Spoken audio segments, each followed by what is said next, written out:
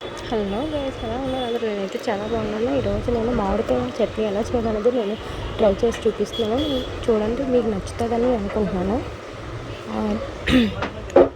మామిడికాయలు 2 తీసుకొని, టమాటాలు ఒక 2 తీసుకొని, ఒక వెల్లుల్లి తీసుకొని ఆయిల్లో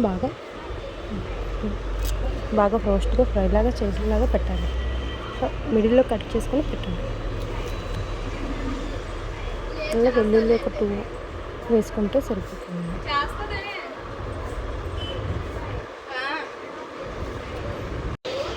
వేడి చేసుకొని బౌల్లో పెట్టుకొని అంటే మొత్తం మగ్గిన తర్వాత దాని నుండి మొత్తం పొర అంతా తీసేసి మొత్తం మామిడికాయది తీసేసి టమాటాది తీసి మొత్తం పేస్ట్ లాగా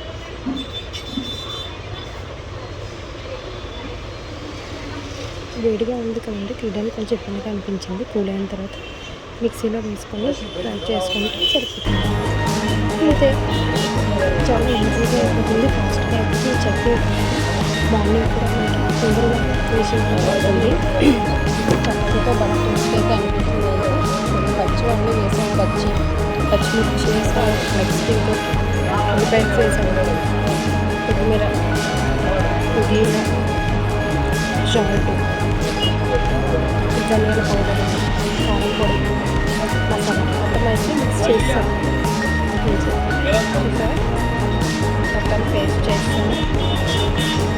ఎలా వచ్చిందో చూడండి.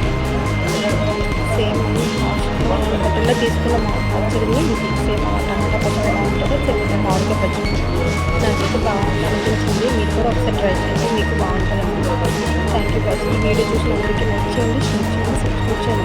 Bye guys.